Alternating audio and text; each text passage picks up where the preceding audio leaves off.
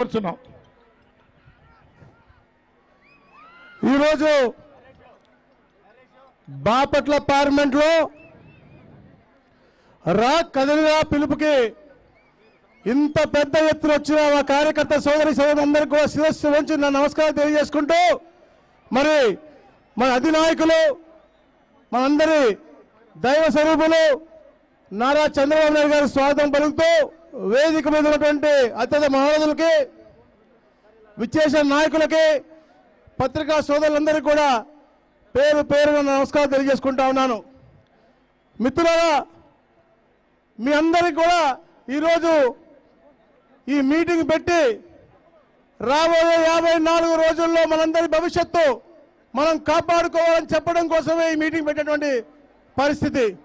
మనందరం కూడా ఒక సైనికుడిగా కాదు, ఒక సేనాధిపతిగా ఉండి మన బాధ్యత తీసుకుని రాబోయే రోజుల్లో ఈ యొక్క ముఖ్యమంత్రి సైకోతనానికి తగిన బుద్ధి చెప్పాలని చెప్పేసి కూడా నేను తెలియజేస్తా ఉన్నా. మిత్రులారా, నేను చూస్తా ఉన్నప్పుడు వస్తూ ఉంటే రోడ్ల మీద సిద్ధం అని కనపడతా ఉన్నాయి. సిద్ధాంతం లేనటువంటి పార్టీ వాళ్ళది సిద్ధం అని దేనికి రాస్తున్నారు అని చెప్పి అడుగుతా ఉన్నాను. సిద్ధాంతం అంటే నందమూరి తారక రామారావు గారు సమాజమే దేవాలయం, పేద ప్రజలే నా దేవుళ్ళు అని చెప్పేసి ఒక నినాదంతో ముందుకు వచ్చి ప్రతి ఒక్కరికి కూడా తినడానికి తిండి, కట్టుకోవడానికి బట్ట, ఉండడానికి ఇల్లు అని చెప్పేసి ఒక సిద్ధాంతంతో ముందుకు వచ్చేటువంటి వ్యక్తి నందమూరి తారక రామారావు గారు. మరి వైసీపీ పార్టీ అబద్ధాల పునాదుల మీద కుళ్ళు, కుతంత్రం, మోసం, హత్య, అలా మానభంగాలతో కూరిపోయేటువంటి పార్టీ వైసీపీ పార్టీ. అన్ని అబద్ధాలే. పొద్దున లేస్తే ముఖ్యమంత్రి నా బీసీ, నా ఎస్సీ, నా మైనారిటీ అంటాడు. మనందరికీ తెలుసు, ఇదే బాపట్ల పార్లమెంట్ లో మా నియోజకవర్గంలో ఒక బీసీ కుర్రవాడు అమర్నాథ్ గౌడ్ అని 14 సంవత్సరాలు వారి అక్కను ఎందుకు ఏడిపిస్తున్నారు అంటే అతనికి మీద పెట్రోల్ పోసి కాల్ చేసి దాన్ని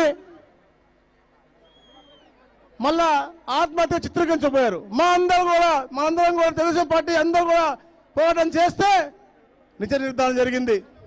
ఒక సుధాకర్ని హత్య చేశారు, డాక్టర్ సుధాకర్ని, ఒక దళితుడిని. అలాగే అనంతబాబు ఒక డ్రైవర్ దళితుడిని హోమ్ డెలివరీ చేశాడు శవాన్ని. మరి ముఖ్యంగా మా ముస్లిం మైనారిటీ సోదరులందరూ కూడా చూసుకోవాలా. आप लोग सब समझना है, कभी आपको उनको इज्जत करे बोलते हो सिर्फ चंद्रबाबू नायडू साहब. 30 साल पहले हज भवन नहीं था, तब का मुख्यमंत्री जब चंद्रबाबू साहब थे हज भवन बनाए. आपको 5 महीना रमजान में रमजान का तोहफा दिए, दुल्हन स्कीम दिए. वैसे ही इमाम मौजूम को जो मान्यता वेतन है वो भी हमारे चंद्रबाबू नायडू साहब दिए. मैं बोल रहा हूं, आने वाले दिनों में चंद्रबाबू नायडू साहब को और पवन कल्याण साहब को आप पूरा मदद दीजिए. अल्हम्दुलिल्लाह अपने आने वाले पीरों को सबको जबरदस्त जिंदगी रहेगा बोल के मैं बोलना चाह रहा हूं.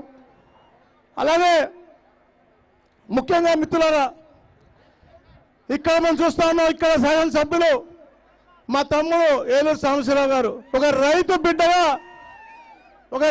బిడ్డగా ఇక్కడ జన్మించి స్వయం కృషితో గట్టిగా చదువుకుని ఉద్యోగం చేస్తూ ఆయనకు వచ్చిన ఆలోచనతో బ్రహ్మాండంగా వ్యాపారం చేసుకుంటూ చంద్రబాబు నాయుడు గారి యొక్క దార్శనికతకు ఆకర్షితుడై తెలుగుదేశం పార్టీలోకి వచ్చి శాసనసభ్యుడిగా ఎన్నికయ్యాడు.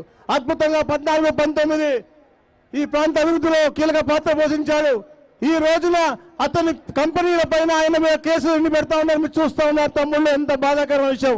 అలాగే పక్కన అద్దంకి ఉంది, మా శాసనసభ్యుడు ఉన్నాడు బుజ్జి గారు, వారిని పార్టీ మారాలని చెప్పి ఒత్తిడి తెచ్చి ఆయన మైన మీద దాదాపుగా 300 కోట్ల రూపాయల ఫైన్ పెట్టి భయపెడతా ఉన్నారు. తమ్ముడు భయపడతామా మనం అడుగుతా ఉన్నాను.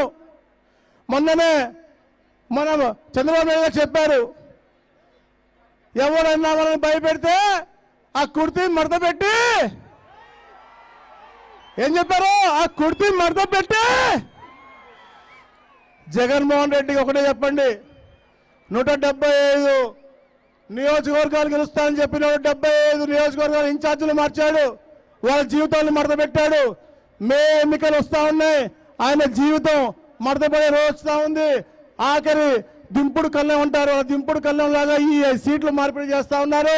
దానివల్ల ఏ ప్రయోజనం లేదు. ఏదైతే 1000 కోట్లు సంపాదించిన ఇన్ఛార్జులను ఈ రోజు మార్చి కొత్త వాళ్ళు వేసినంత మాత్రాన నువ్వు చేసిన పాపాలు ఎక్కడికి పోవు, భావి తరాలకు నువ్వు చేసిన అన్యాయం ఎక్కడికి ఎవరు మర్చిపోరు. ఈ సైనికులందరూ కూడా సేనాధిపతిలో కష్టపడి పనిచేసి రాబోయే రోజుల్లో 54 రోజుల నుంచి తప్పకుండా పూర్తిగా శ్రమించి అందరూ కూడా కష్టపడి ఒకటే లక్ష్యం, సైకో పోవాలి, సైకో పోవాలి, సైకో పోవాలి, సైకో పోవాలి.